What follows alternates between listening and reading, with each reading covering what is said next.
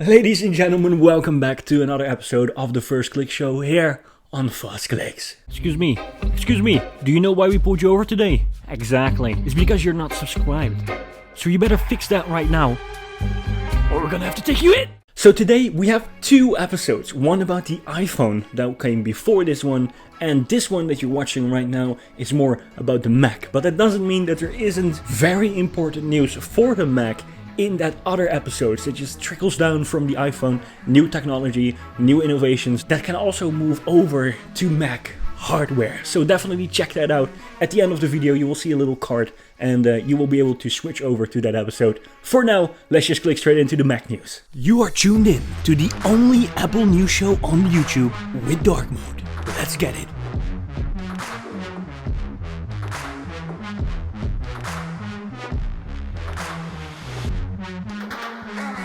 First story for today is coming in from Mac rumors. I mean, it's only suiting, right? Mac rumors, come on guys. Thunderbolt 5 could double bandwidth to 80 gigabytes per second, Intel leak suggests. I mean, Thunderbolt is obviously the technology that Apple and Intel worked very closely on together actually. They partnered up to make this technology what it is today, especially Intel for sure, but Apple was definitely on board.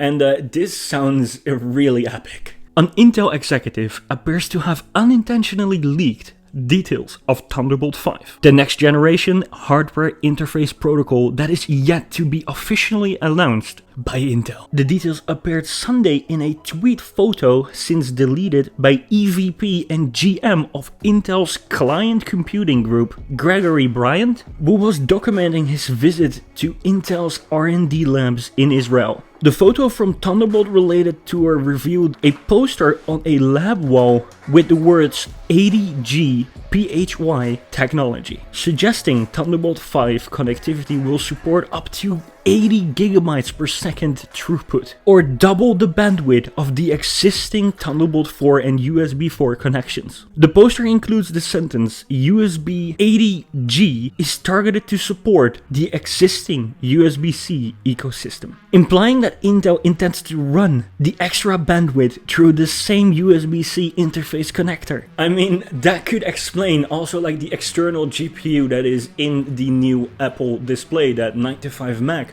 has leaked, or at least had an exclusive on a couple of days ago.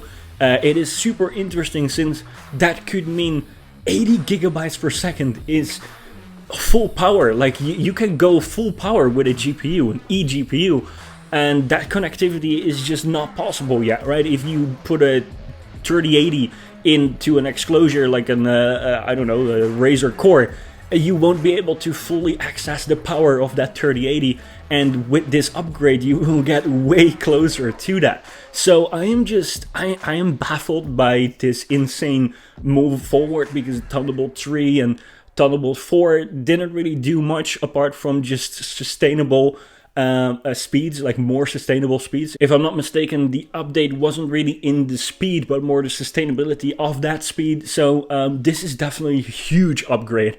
And I can't wait to see this in the Macs, man. If this is going to work with that external display that we saw a couple of days ago, definitely check out that episode where we deep dive into what we found in that information, in that article, in those reports.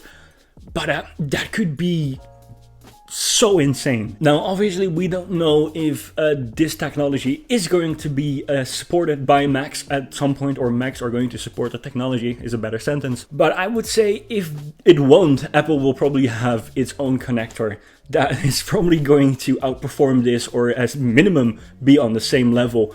Because why else put an eGPU in a display that is already outputting like 6K resolution at a minimum? I mean, you need this. You need this. Anyways, if there are any updates to this story, definitely tune back in to First Clicks, because we will have an update for you right here. And then the second story is coming in from Apple Track. iMac Pro with Apple Silicon may not launch until 2022. The rumor, Apple is not updating the 27-inch iMac to Apple Silicon until sometime next year, according to Dylan Dikite. The larger iMac delay reportedly comes because Apple doesn't want the 2021 M1X products to compete for attention and due to other delays in production releases, Apple's next iMac Pro could have a screen larger than 30 inches and an M1X or M2 chip inside. Now, I would definitely say that that would be another M2X chip as well, not an M2 chip, if it is going to be an M2 chip or the next generation of Apple Silicon for Macs. And then the last story for today is coming in from 9to5Mac. Gurman, Apple Silicon roadmap includes new Mac Pro, Mac Mini, and more by November 2022. Now, apparently Mark Gurman is actually suggesting here that the complete lineup of, Apple Macs and Apple products with that is going to have an Apple Silicon option at least. That doesn't mean that every Intel Mac will be discontinued or won't be sold again. I would say that the Mac Pro would probably keep one Intel option in the lineup for people that need it. But this just would mean, according to Gurman, that the transition is complete. Bloomberg's Mark Gurman explains that he believes Apple will barely hit its 2-year timeline for transitioning the Mac lineup fully to Apple Silicon. Thus far, we have seen the M1 chip come to entry-level MacBook Pro, Mac Mini, MacBook Air, and the 24-inch iMac. As Gurman explains, the first M1 iMac debuted in November of 2020, which gives Apple until November of 2022 to complete the transition. Looking ahead, Gurman says that the new MacBook Pros with more M1X processors are still on track for release in the coming months, while a new high-end Mac Mini will come soon after that, in 2022. Gurman expects that the iMac will fully transition by the end of next year, and that a revamped smaller Mac Pro with Apple Silicon is coming later next year as well. Gurman also reaffirms that Apple is still planning one more update to the current Intel Mac Pro, which recent rumors have suggested could be powered by the Intel Ice Lake Xeon W3300 workstation CPUs. That is a perfect brand. Anyways, this kind of lines up with the expectations, right?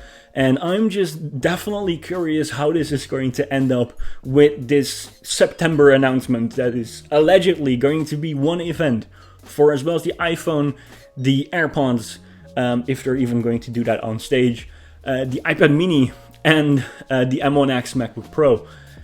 That's a lot. That's a lot to go through. And then obviously they also used to repeat loads of things that you can do with the iPhone since iPhone 15, which obviously was already announced on WWDC, but this is more for people that are interested in hardware, so they go over it again. This is going to be a very huge event if this is actually going to happen the way it is rumored to happen.